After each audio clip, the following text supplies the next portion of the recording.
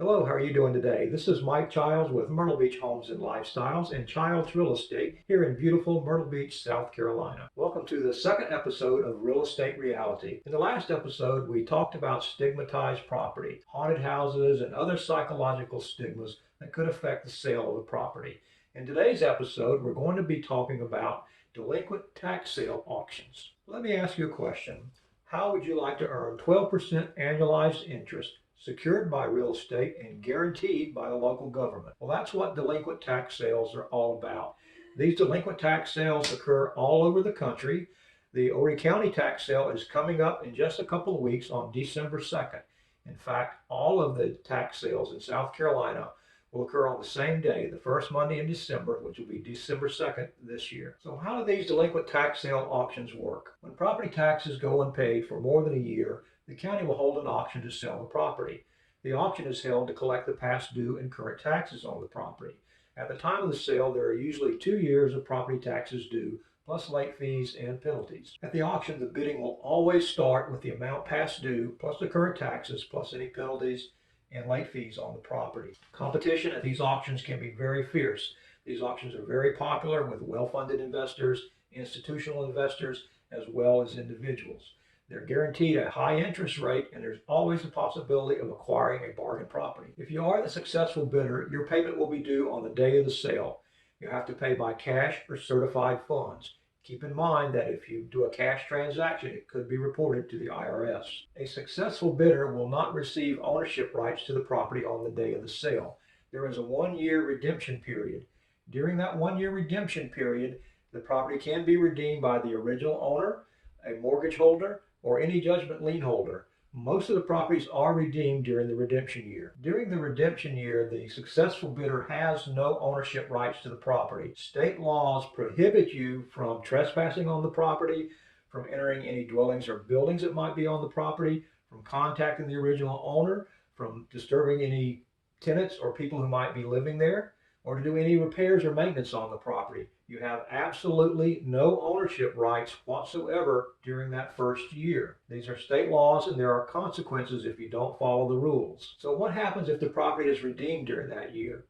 Well, the county will refund your bid amount, and the person redeeming the property will pay interest on that amount. The interest will be paid as follows. During months 1 through 3, you will earn 3% interest.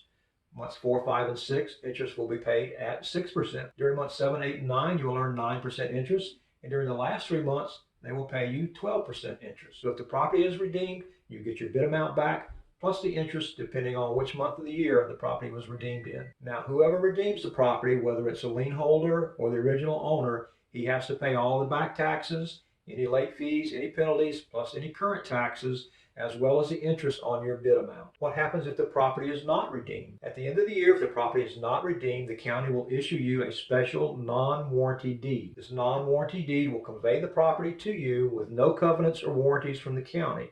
At that point, you can take ownership of the property and take control of the property. Now that you've received your deed, there are a couple of things to keep in mind. Again, the deed is a non-warranty deed. That means it cannot be insured against title defects, and most lenders will not provide financing for properties with a non-warranty deed. This could make the property hard to sell and could make ownership somewhat risky. Now that you have the deed, what can you do with the property? Well, many investors will just keep the property and use it themselves or rent it out, and they'll just assume any risks of ownership. You can also sell the property. Some investors will sell their property for cash using a quitclaim deed. Other investors will have an attorney perform a quiet title action. A quiet title action will clear up any defects in the title and eliminate any potential claims to ownership. It will also provide you with a warranty deed. Now, with a warranty deed, the property is easier to sell for full price. The reason is buyers can now get financing on the property since you have a warranty deed. One last thing I'd like to talk about is something called the overage. At these auctions, the properties always sell for far more than what is owed on them. The surplus funds is known as the overage. After the county has deducted their fees and the taxes that were due, the surplus funds are retained in a special escrow account. The original owner is entitled to that surplus. There are special procedures that he has to follow to claim those funds. The county will not reach out to him to let him know that those funds are there. He has to be aware and go online and find out if those funds are being held in his name. If you'd like more information about the upcoming delinquent tax sale, you can visit the county's website. I'll put the link in the description below. On the website, you can download a list of all the properties that will be for sale at the auction. There's also a map that you can zoom in and out, and you can see where all these properties are located and get a little more information. There'll be all kinds of properties at the auction: condos, houses, mobile homes on land,